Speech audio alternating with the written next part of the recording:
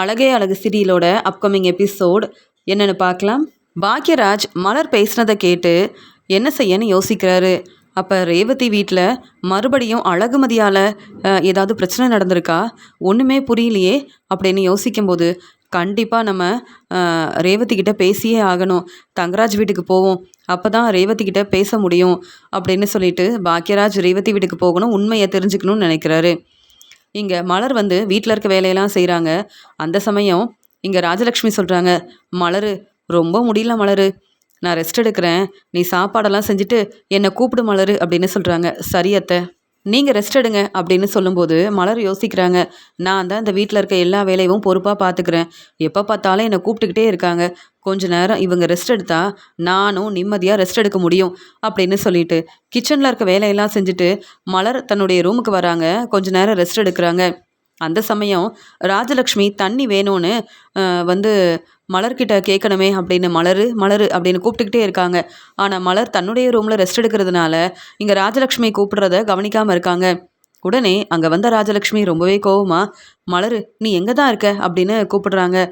உடனே மலர் ரொம்பவே பதட்டமா அங்கேருந்து வராங்க. அத்தை என்னாச்சு அப்படின்னு கேட்கும்போது, என்ன மலர் எவ்வளோ நேரம் கூப்பிட்டுக்கிட்டே இருக்கேன், ஏன் உனக்கு கேட்கவே இல்லையா, இல்லை இவன் கூப்பிட்டாலும் பரவாயில்ல போக வேண்டான்னு இருக்கியா அப்படின்னு சொல்லும்போது, அப்படிலாம் இல்லை அத்தை, என் ரூமில் தான் இருந்தேன், கொஞ்ச நேரம் நானும் ரெஸ்ட் எடுத்தேன் அப்படின்னு சொல்கிறாங்க. என்னது, இப்போவே நீ ரெஸ்ட் எடுக்க ஆரம்பிச்சிட்டியா, வீட்டில் இருக்க வேலையெல்லாம் செஞ்சியா இல்லையா, நான் இதெல்லாம் பார்த்துக்கிட்டே இருக்கணும், நீ என்ன செய்கிற எந்த வேலை செய்கிறேன்னு கவனிச்சாதான் நீ வேலையை பொறுப்பாக செய்வ, அப்படி தானே, எனக்கு முடியலன்னு நான் ரெஸ்ட் எடுக்க போனேன், உடனே நீயும் ரெஸ்ட் எடுக்க போயிட்டியா, தண்ணி வேணும்னு கேட்குறதுக்காக தான் கூப்பிட்டுக்கிட்டே இருந்தேன், கொஞ்சம் கூட கவனிக்காமல் இப்படியா ரெஸ்ட் எடுக்கிறது, ஏன் நீ வந்து இப்போ தான் ரெஸ்ட் எடுக்கணுமா அப்படின்னு சொல்லும்போது, இல்லை அத்தை எனக்கும் கொஞ்சம் நிறைய வேலை இருந்தது, அதனால தான் எனக்கு கொஞ்சம் முடியல அப்படின்னு சொல்கிறாங்க. முதல்ல தண்ணி எடுத்துகிட்டு வா அப்படின்னு சொல்லும்போது, உங்கள் ரூம்லேயே இருக்கே அப்படின்னு சொல்கிறாங்க. என் ரூமில் இருந்தாலும் நீ தான் அந்த தண்ணியை எடுத்து கொடுக்கணும், நான் கூப்பிட்டா உடனே வந்து இங்கே நிற்கணும், இப்படி தேவையில்லாமல் எதிர்த்து பேசாத, ரெஸ்ட் எடுக்கணும்னு நீ நினைக்காத, வேலையெல்லாம் முடிச்சுட்டு என்கிட்ட கேட்டுட்டு அப்புறமா ரெஸ்ட் எடுக்க போகணும், புரியுதா அப்படின்னு சொல்கிறாங்க.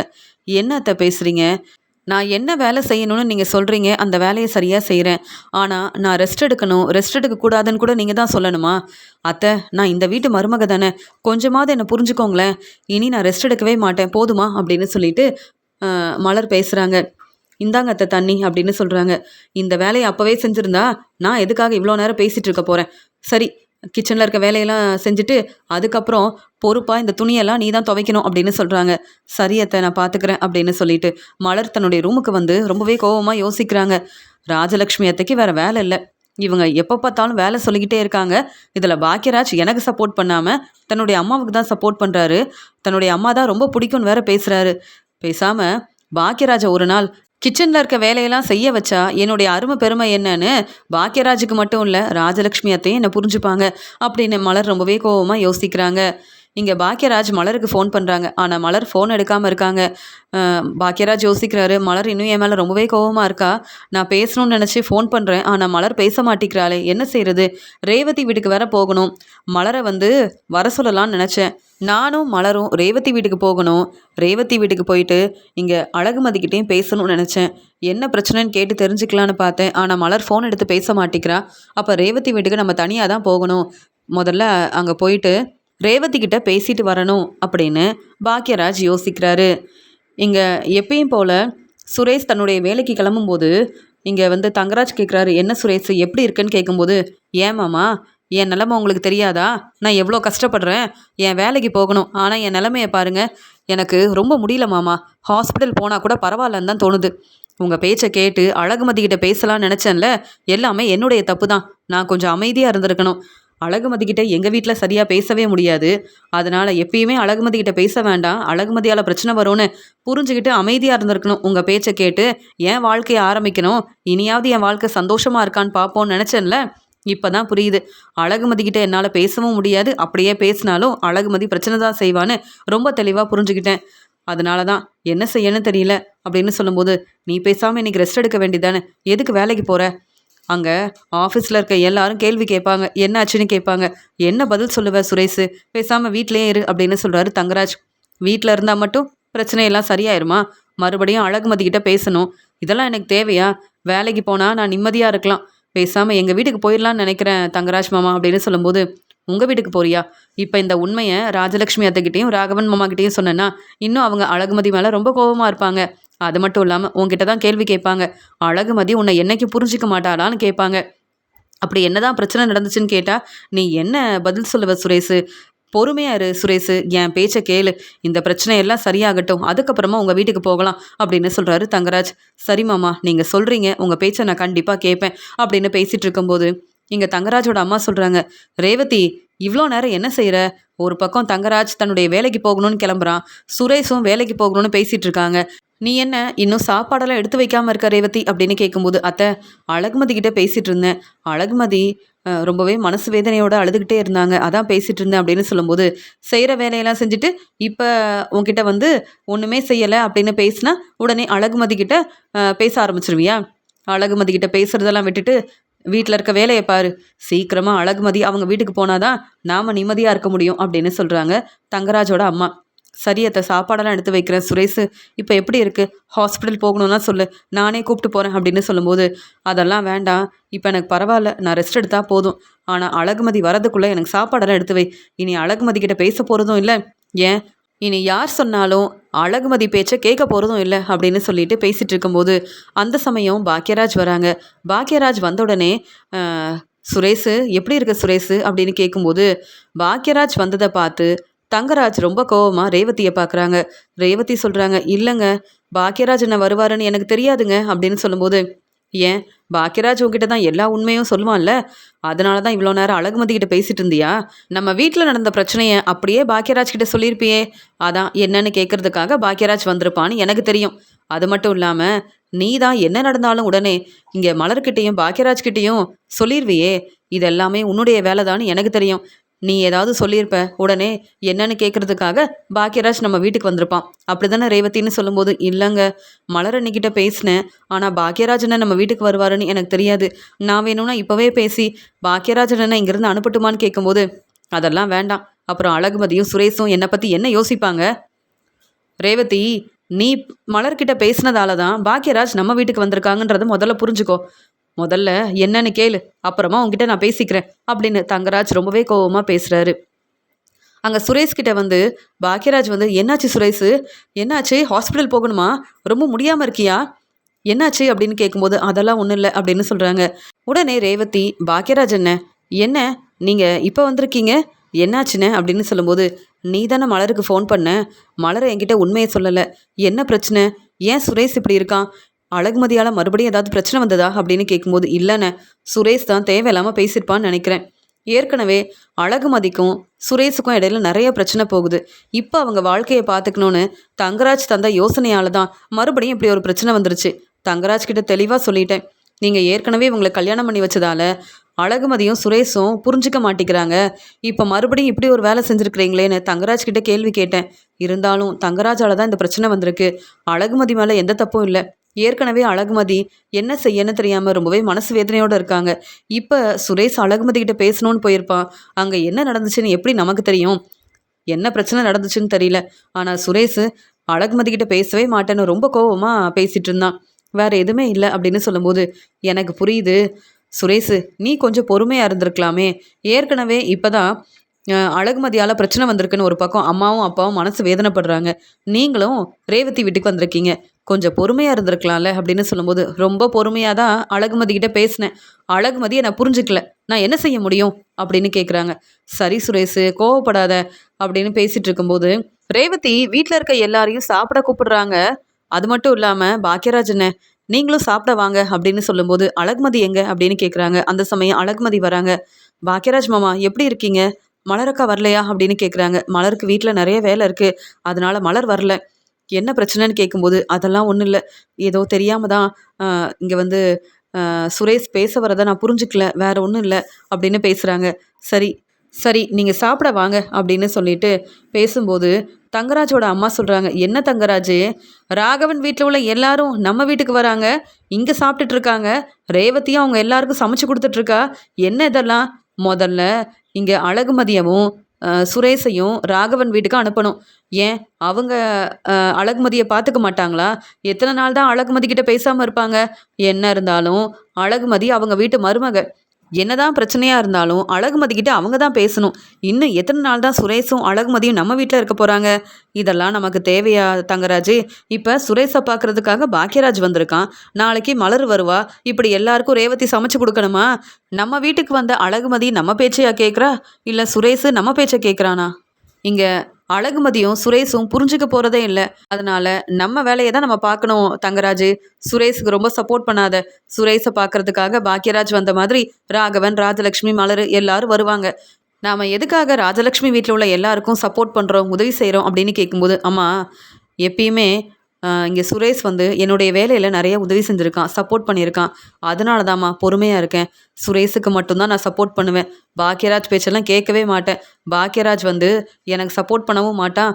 மலரும் பாக்கியராஜும் என்னை எதிர்த்து பேசுவாங்க. ஆனால் சுரேஷ் அப்படி இல்லை.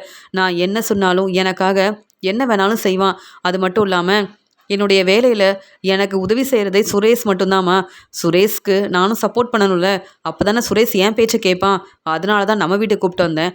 ஆனால் இங்கே பாக்கியராஜ் வருவான்னு நான் யோசிக்கவே இல்லையே. இந்த பாக்கியராஜ் எப்பயுமே என் பேச்சை கேட்டதே கிடையாது. எதுக்கு இந்த பாக்கியராஜ் வந்திருக்கான்னு தெரியலையே அப்படின்னு பேசும்போது, என்னதான் நீ சுரேஷ்க்கு சப்போர்ட் பண்ணாலும் இப்போ பாக்கியராஜ், சுரேஷ், அழகுமதி எல்லாரும் அவங்க வீட்டுக்கு போனாதான் நான் நிம்மதியாக இருக்க முடியும். இனி என் பேச்சை நீ கேளு தங்கராஜ் அப்படின்னு சொல்லும்போது, சரிம்மா. அழகுமதியும் சுரேஷும் அவங்க வீட்டுக்கு போகிறேன்னு சொன்னால் நானும் சரின்னு சொல்கிறேன். போதுமா? இனி உங்கள் பேச்சை தான் கேட்பேன் அப்படின்னு சொல்லிட்டு வரும்போது, அங்கே ரேவதி பாக்கியராஜுக்காக சாப்பாடெல்லாம் எடுத்து வைக்கிறாங்க. பாக்கியராஜும் ரேவதியும் ரொம்ப சந்தோஷமாக பேசிகிட்டு இருக்காங்க. இதை பார்த்துட்டு இருக்க தங்கராஜ் ரொம்ப கோவமா, என்ன ரேவதி, வர வர உங்கள் வீட்டில் இருக்க எல்லாரும் நம்ம வீட்டுக்கு வந்துடுறாங்க. ஆமாம், நீ தான் பாக்கியராஜ் வர சொன்னியா? பாக்கியராஜ் வந்த உடனே உன்கிட்ட மட்டும் பேசிகிட்டு இருந்தா? ஏன் எங்கள் அம்மாவும் இங்கே தான் இருக்காங்க, எங்ககிட்ட பேசாமல் அப்படி என்னதான் பாக்கியராஜ் கிட்ட இவ்வளோ நேரம் பேசிகிட்டு இருந்த அப்படின்னு சொல்லும்போது, இல்லை மலரணியை பற்றி தான் பேசிகிட்டு இருந்தேன். மலரணியை கூப்பிட்டு வந்திருக்கலாமேன்னு சொன்னேன். ரொம்ப நாள் ஆகுது. மலரணி நம்ம வீட்டுக்கு வந்தாங்கன்னா நான் கொஞ்சம் நேரம் சந்தோஷமாக அவங்ககிட்ட பேசிகிட்டு இருப்பேன். இங்கே அழகுமதியும் இருக்கிறதுனால நாங்கள் ரொம்ப சந்தோஷமாக பேசிகிட்டு இருப்போம். அவ்வளவுதாங்க, வேற எதுவுமே இல்லை அப்படின்னு சொல்லும்போது, அப்படியா? என்ன பாக்கியராஜ் உங்கள் வீட்டில் சாப்பிடலையா? வந்த உடனே சாப்பிட்றதுக்காக வேற உட்காந்துட்டீங்க அப்படின்னு கேட்கும்போது, இல்லை ரேவதி சொன்னதால தான் அப்படின்னு சொல்கிறாங்க. ரேவதியை பார்க்க தானே வந்தீங்க? பேசிட்டீங்கன்னா கிளம்ப வேண்டிதானே? உங்களுக்கு நிறைய வேலை இருக்குமே. சுரேஷை பார்க்க வந்தா சுரேஷ் கிட்ட பேசிட்டு உடனே கிளம்பணும். என் வீட்டுக்கு வந்திருக்கீங்க, என்கிட்டயே பேசலை, ஆனால் ரேவதி கிட்ட இவ்வளோ நேரம் பேசுகிறீங்க. உங்களால தான் என் தங்கச்சி எங்களை விட்டு பிரிஞ்சுட்டா. இப்போ வரைக்கும் இதெல்லாம் யோசிச்சு நானும் என் அம்மாவும் மனசு வேதனைப்படுறோம். அது எப்படி பாக்கியராஜ்?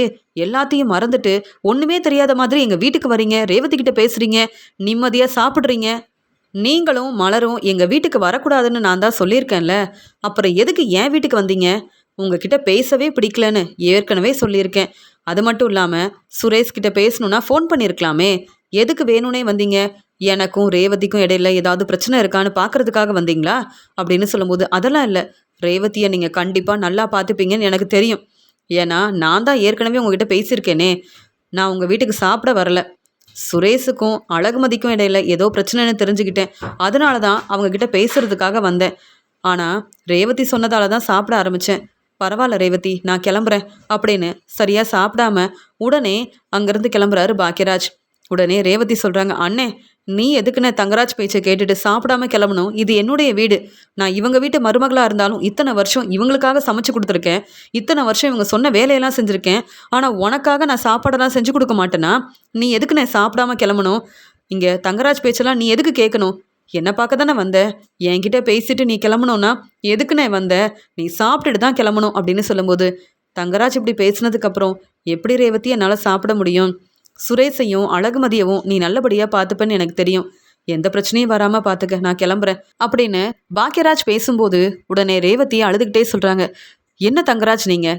என் அண்ணன் பாக்கியராஜ் என்னை பார்க்கறதுக்காக வந்தார். அவர் சாப்பிடணுன்றதுக்காக சாப்பாடெல்லாம் எடுத்து வச்சேன். ஆனால் சாப்பிட்டுட்டு இருக்கும்போதே இப்படி பேசிட்டீங்களே. என் அண்ணன் சாப்பிடாம கிளம்புறாரு, பார்த்துட்டு அமைதியாக இருக்கீங்க. நீங்கள் எதுக்காக எங்களை புரிஞ்சிக்க மாட்டேங்கிறீங்க அப்படின்னு சொல்லும்போது, என் தங்கச்சியை நினச்சி நாங்கள் கஷ்டப்படுறோம். ஆனால் நீங்கள் ஒன்றுமே தெரியாத மாதிரி ரொம்ப சந்தோஷமாக பேசிகிட்டு இருக்கீங்க. உங்கள் வீட்டுக்கு மருமகளாக என் தங்கச்சி தானே வந்திருக்கணும். பாக்கியராஜை கல்யாணம் பண்ணிக்கணும்னு என் தங்கச்சி எவ்வளோ நினச்சிட்டு இருந்தா. இந்த கல்யாணம் நல்லபடியாக நடக்கணும் நானும் யோசித்தேன்.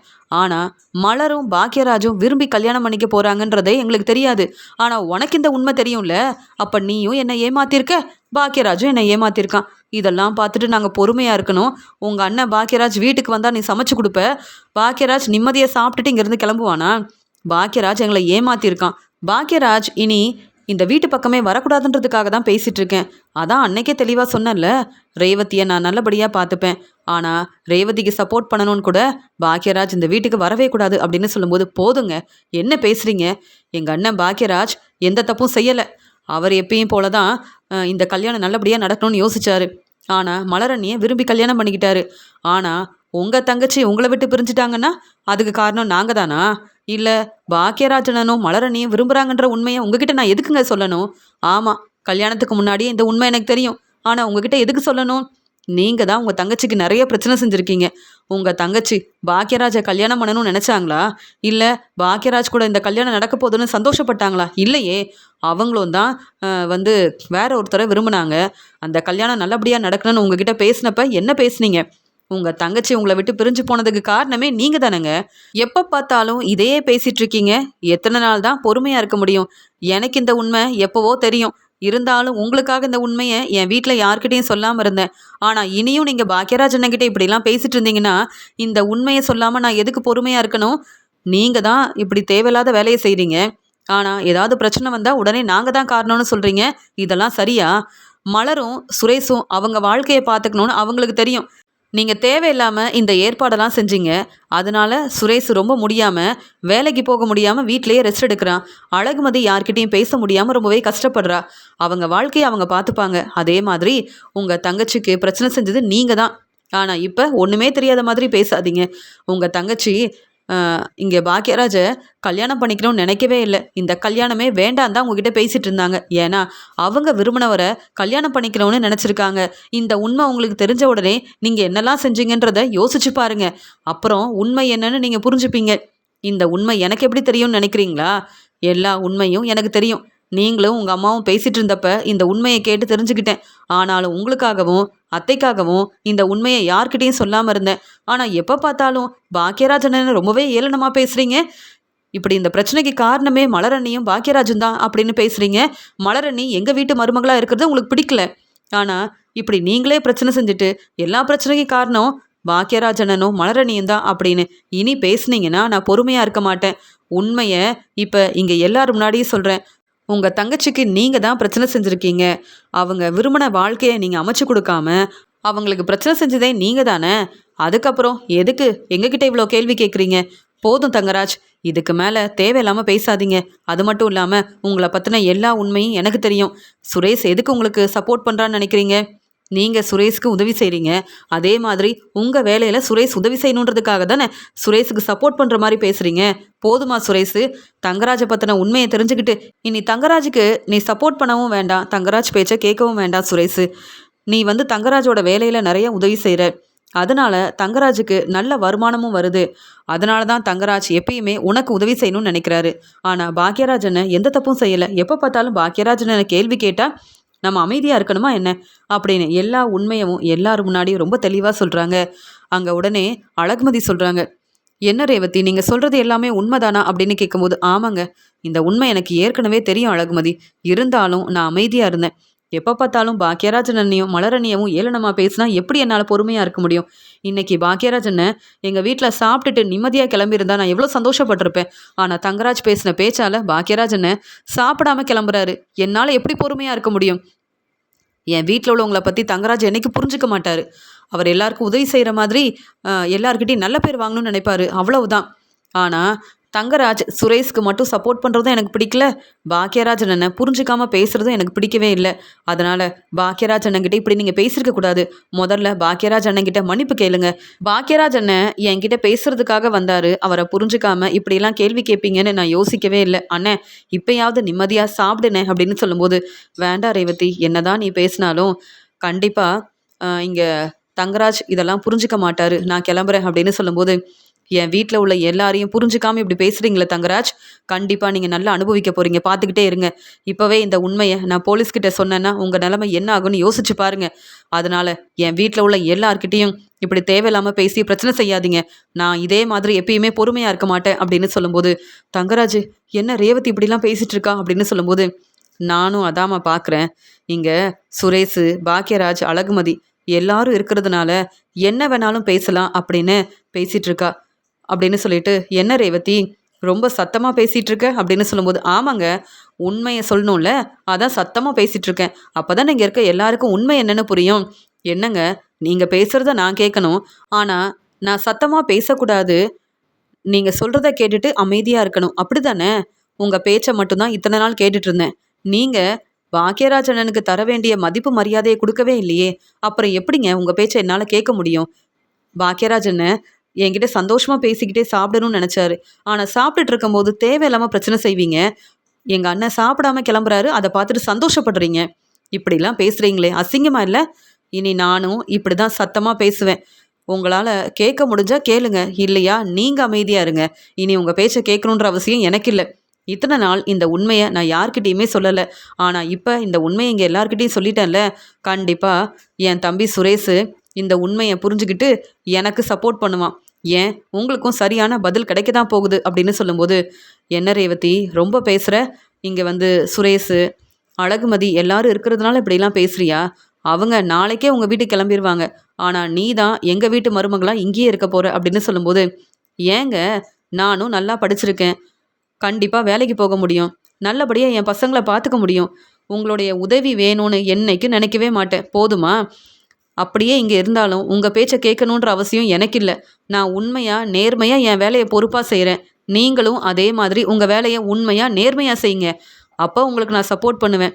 ஆனால் நீங்கள் பேசுனதெல்லாம் சரியில்லை தங்கராஜ் அப்படின்னு சொல்லும்போது, பார்த்தீங்களாம்மா இத்தனை நாள் ரொம்ப பொறுமையாக அமைதியாக இருந்த ரேவதி எப்படிலாம் பேசுகிறான்னு பார்த்தீங்களா அப்படின்னு சொல்லும்போது, ஆமாம் தங்கராஜ் இத்தனை நாள் பொறுமையாக இருந்தேன், அதனால தானே என் அண்ணன் பாக்யராஜை புரிஞ்சுக்காமல் இப்படிலாம் பேசியிருக்கீங்க. நீங்கள் சொல்கிறது எல்லாமே சரியில்லை, நீங்கள் பொய் சொல்கிறீங்க, எல்லாரையும் ஏமாத்துறீங்க. ஆனாலும் இங்கே சுரேஷ் உங்களுக்கு சப்போர்ட் பண்ணுறான். இனி சுரேஷ் நீ தங்கராஜுக்கு சப்போர்ட் பண்ணவும் கூடாது, அதே மாதிரி அழகுமதியை நல்லபடியாக பார்த்துக்கணும், அழகுமதி உன்னை புரிஞ்சுக்கணும் அப்படின்னு பேசும்போது, அப்போ நானும் கிளம்புறேன் அப்படின்னு சொல்கிறாரு சுரேஷ். முதல்ல நீ நம்ம வீட்டுக்கு கிளம்பு, நான் இங்கே இருந்து என்னை பார்த்துக்க முடியும் அப்படின்னு சொல்லும்போது, அக்கா தேவையில்லாமல் பேசி பிரச்சனை செய்யாத, தங்கராஜ் மாமா ரொம்பவே நல்லவர் அப்படின்னு சொல்லும்போது, அதான் சுரேஷு நீ தங்கராஜை ரொம்ப நம்புகிற, அதனால தங்கராஜ் இப்படி தேவையில்லாமல் பிரச்சனை செய்கிறாரு. நீ முதல்ல இங்கேருந்து கிளம்பு சுரேஷு, நம்ம வீட்டுக்கு அழகுமதியை கூப்பிட்டு போ அப்படின்னு சொல்கிறாங்க. எல்லாரும் அங்கேருந்து கிளம்புறாங்க. பாக்யராஜ் இங்கே ரேவதி கிட்ட சொல்கிறாங்க, ரேவதி கொஞ்சம் பொறுமையாரு, எனக்கு சப்போர்ட் பண்ணுறேன்னு இப்படிலாம் பேசிகிட்டு இருக்கேன், ஆனால் நான் இங்கேருந்து கிளம்பிடுவேன். ஆனால் தேவையில்லாமல் தங்கராஜோட அம்மாவும் உங்ககிட்ட பிரச்சனை செய்வாங்கன்னு சொல்லும்போது, அண்ணே நான் பார்த்துக்கிறேண்ணே, இன்னும் எத்தனை நாள் தான் நான் பொறுமையாக இருக்க முடியும்? இவங்க பிரச்சனை செஞ்சால் இவங்களுக்கு எப்படி சரியான பதில் கொடுக்கணும்னு எனக்கு தெரியும். இனி நானும் பொறுமையாக இருக்க மாட்டேன், ஆனால் உங்களுக்கு கண்டிப்பாக சப்போர்ட் பண்ணுவேன். எப்படி தங்கராஜ் வீட்டில் உள்ள எல்லாரையும் நல்லபடியாக பார்த்துக்கணும்னு நினைக்கிறேனோ அதே மாதிரி என் வீட்டில் இருக்க எல்லாரும் எனக்கு ரொம்பவே முக்கியம். அண்ணே நீ கவலைப்படாமல் கிளம்புன, என்னை பற்றி யோசிக்காத அப்படின்னு சொல்கிறாங்க ரேவதி. ரேவதி நமக்கு சப்போர்ட் பண்ணி பேசுகிறதால இன்னும் தங்கராஜ் என்னென்ன பிரச்சனை செய்ய போகிறாரோ தெரியலையே அப்படின்னு பாக்யராஜ் யோசிக்கிறாங்க. பாக்யராஜ், சுரேஷ், அழகுமதி எல்லாரும் ராஜலக்ஷ்மி வீட்டுக்கு கிளம்பி வராங்க. இங்கே தங்கராஜ் ரொம்ப கோவமா, என்ன ரேவதி இவ்வளோ நேரம் ரொம்ப கோவமாக பேசிக்கிட்டே இருந்த அப்படின்னு கேள்வி கேட்கும்போது, ஆமாங்க நான் சரியாக தான் பேசுகிறேன், நீங்களும் இங்கே தங்கராஜோட அம்மாவும் எனக்கு தேவையில்லாமல் பிரச்சனை செஞ்சிங்கன்னா இனி நான் பொறுமையாக இருக்க மாட்டேன், கண்டிப்பாக போலீஸ்கிட்ட உதவி கேட்பேன். அப்படி நான் செஞ்சால் உங்கள் நிலைமை என்ன ஆகும்னு யோசிச்சு பாருங்கள். நான் எல்லா உண்மையும் ரொம்ப தெளிவாக சொல்ல ஆரம்பித்தேன்னா அதுக்கப்புறம் உங்கள் வேலையை நீங்கள் சரியாக செய்ய முடியாது. ஏன் நீங்கள் வெளியில் வரவே முடியாது தங்கராஜ். அதனால் உங்கள் அம்மாக்கிட்டேயும் நீங்கள் புரிகிற மாதிரி சொல்லுங்கள். எனக்கு எந்த பிரச்சனையும் இவங்க செய்யக்கூடாது, தேவையில்லாமல் என்கிட்ட கேள்வி கேட்கக்கூடாது.